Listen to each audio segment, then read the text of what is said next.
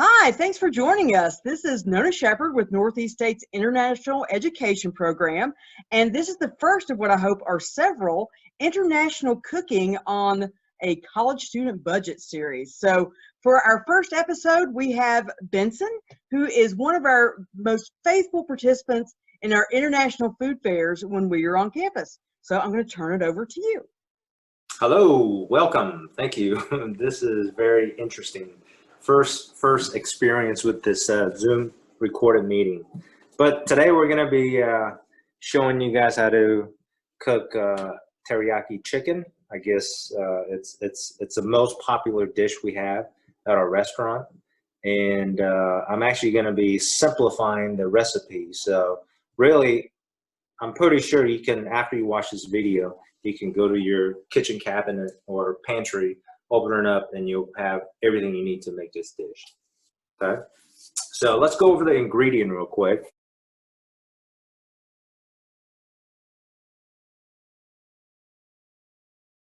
I know most of you probably don't have a rice cooker at home, so that's why I'm going to show you guys how to make the rice in a pot. That way you have no excuse. I know you're talking about me, Benson, because I always have an excuse for not cooking, but you make me want to cook, and that's impressive. Good, good. All right. So to make this rice is super easy. Okay. There are different type of rice that you can buy from Walmart, Food City, whatnot. Right. There's regular jasmine rice. Okay. Jasmine rice is typically kind of a long grain rice, and then there's the cow roast rice, typically a little bit shorter and fatter, and then there's a sweet rice. All right, so there's three different, and there's probably 4 different rice that you can find at the grocery store. Brown rice. All right, so there's 4 different type of rice that you'll probably get bombarded when you go to the grocery store. It's worth to get different kind of rice for future references and taste it to see which one you like. Right, this is just regular jasmine rice, and then what you really want to do is just pick out any container you have at your home. If you have this bowl, you could use this as a container. If you have this bowl, you can use this. You can use this. You can use whatever container you want. Right? And it's very simple. You measure out equal portion of rice and water. Okay. So this is the amount of rice that I'm going to be putting in this pot. So I'm filling this kind of all the way to the top. Yeah. All right.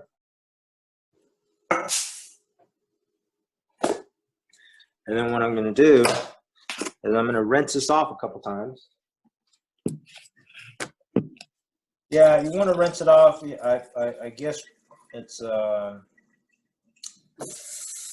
people say you want to rinse it off so it's not too starchy, too sticky, right? You kind of want a fluffy, light and fluffy. Yeah. So typically, I know growing up watching my mom cook, she'll always rinse it off about 3 to 4 times. Huh. Until the water is more clear instead of kind of cloudy. Uh-huh. So after you kind of get all the water out, all right, we're going to use the same container, measure 1 container of the water. So you have equal part, 1 rice and 1 water. Fair enough. That's easy. Yeah. You know how there's probably, 1/4 inch of water on top of the rice, right? Okay. Yeah. So anyways, okay. So we're going to throw this onto the stove right here and just turn it on to high heat. Okay. Okay. We're not going to forget about it now.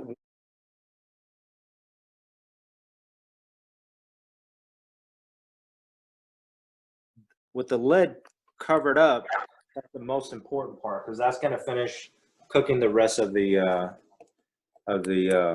rice. Okay. All right. So once it comes to a boil, you just want to make sure you don't lift this until you're done. All right.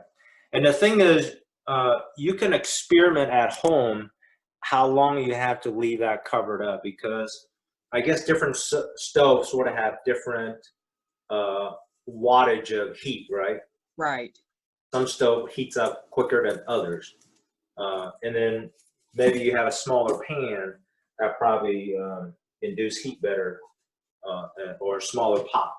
So Right. you kind of play with that timing a little bit. So how would I know that my rice was finished if I am trying to figure out timing on my stove? How would I know? Well, once it comes to a boil, you want to turn it off, and then typically about 15 to 20 minutes of leaving the cover on Hmm. is the time. Okay, Okay. and then when you eat it, I mean, it's almost like trying out pasta, right? If Gotcha. if if the middle is hard, then that means it's not quite ready yet, right? And then next time, just heat it up a little bit longer, or keep it covered a little bit longer. And this is just we're just gonna cut out a couple so our teriyaki chicken doesn't look too lonely. I Have a know we little bit want, of greenery, right? we want some fiber, and really when you're making this too, you can have your choice of vegetables. You don't have to do broccoli, right? Zucchini and teriyaki chicken is definitely very, very popular. So you Nice. could do that.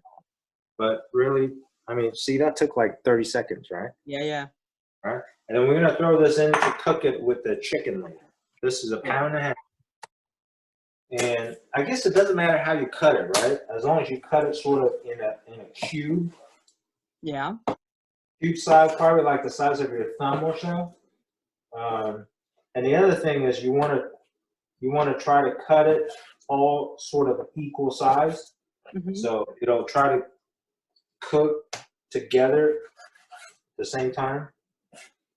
Because if you have a piece of chicken this size and then you have a piece of chicken this size, right? They're gonna Right. have different cooking times. Yeah. I don't want that. You want to try to prepare them all so they're all sort of similar in size. Okay, so now the rice is boiling right here. I don't know if you can see it. Can you see it? Yeah. See Hmm. that white bubble? Okay.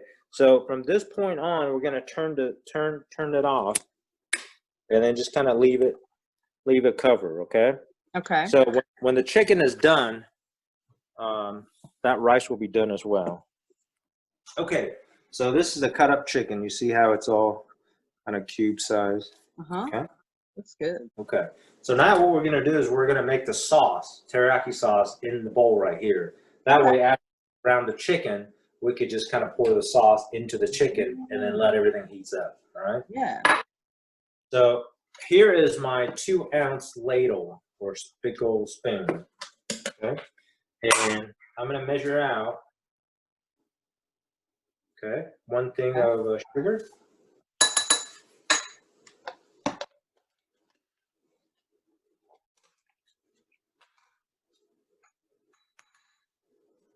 1 thing of soy sauce. Okay. And I'm just gonna stir it up until the sugar sort of dissolve, you know. Okay, so we're gonna heat up this, I got this little pot right here. I'm gonna heat this up. And we're gonna brown some chicken. Okay. So that's roughly about 2 tablespoons of vegetable oil. Oh. Okay, so you see how the bottom part that's being brown is kind of turning white? Yeah. Yeah. So that's good, right? Because when chicken is cooked, they're white. They turn white. And if they're still, I guess, pink, then that means they're not cooked yet. Okay. All right, so we're gonna add some pepper and ginger powder Oh, yeah, the garlic powder. or garlic powder. I'm sorry. That's okay.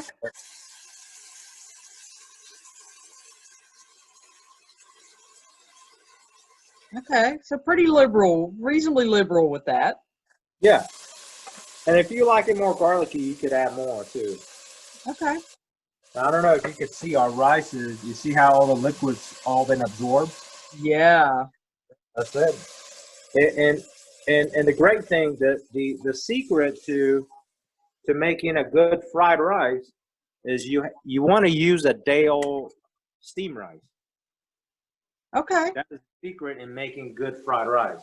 So the leftover steamed rice, you want to put it in the refrigerator and then the next day you can kind of break it loose and then use that as fried rice. You don't you don't want to use warm steamed rice to cook fried rice. You want to use cold steamed rice to make fried rice. Yeah. Okay. Or else So what I'm going to do is I'm going to cover this up, okay? Because if you turn the stove on high heat, then there's a chance you'll probably burn the outside and the inside's not cooked, right? Mm-hmm. So once you kind of brown the outside, what I tend to like to do is turn it down to somewhere between, so high will be a 9, right? Medium will be a 5. I'll probably turn the dial down to a 6 or 7. Okay? All right. And then leaving it covered up so the heat and moisture stays inside, and then kind of cook the rest. Okay. All right. And then once that's done, or once I feel confident the chicken is cooked, all right, that's going to take about 3 to 5 minutes or so. Okay. Once that's cooked, then we're going to throw in the broccoli. Yeah. We're going to throw in the sauce in there too. Okay. And then we'll let everything kind of reduce down, and then we're ready to plate. Wow. Pretty simple. It so easy. Yeah. Pretty simple, yeah. And the good thing too, though, is that chicken breast is 1.5 pounds, right? Mm-hmm. So, if you wanted to, you could really double this size and get 3 pounds worth of chicken breast, right? Yeah. And make it up to you could actually pre-package all your meal and then make 4 or 5 meals out of it. That's a neat idea. Yeah, make it go a lot farther, wouldn't it? Yeah, yeah. So that way you're really just busy cooking. You could pre-package in this little container here, right? Yeah. And then whenever you want to, just pop it in the microwave, heat it up, and boom, there it is. This thing is looking pretty good. Mm. Yeah, that's great. And see, that's all the chicken juices, right? Yeah. All right, so we're going to add broccoli in here.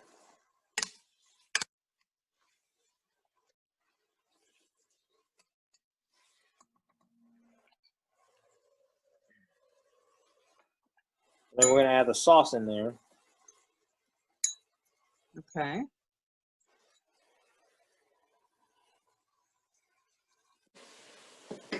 Okay, the fact that I can't smell it, but my mouth was watering anyway, is kind of ridiculous. But oh, that's good. That's good. Okay, so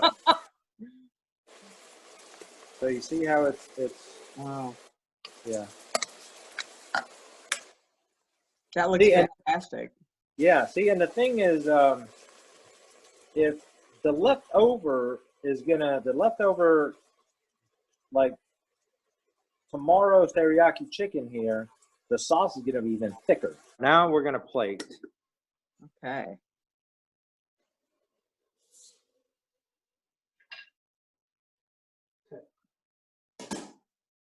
So that looks pretty good. You see that? Oh yeah, look at that. It doesn't even move, does it? Yeah, yeah. And everybody has this. You don't need those fancy rice cookers that you have to get, right? Right. When you learn how to make steamed rice, it's worth it to buy, like a 5-pound bag of a steamed rice. It'll last you a long time. Okay. And it definitely tastes a lot better than those microwavable, like 1-minute rice, Yeah, yeah. The reason why I'm using this is because I'm packing the rice in this container. Yeah. It's just for demonstration purpose. That's it. Okay. So once I pack it in and reverse it out, it'll stand up. Oh, look at that. Looking fancy, right? Yeah. Okay.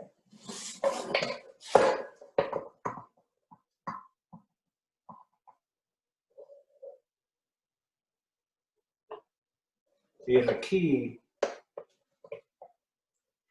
is to get some of the teriyaki juice and put it on the rice. Oh, lovely. Yeah. Now at our restaurant, our teriyaki sauce is probably a lot thicker than what I'm showing you right now. Yeah. But if we let this go for probably a minute or so, the sauce is going to be, really, really thick.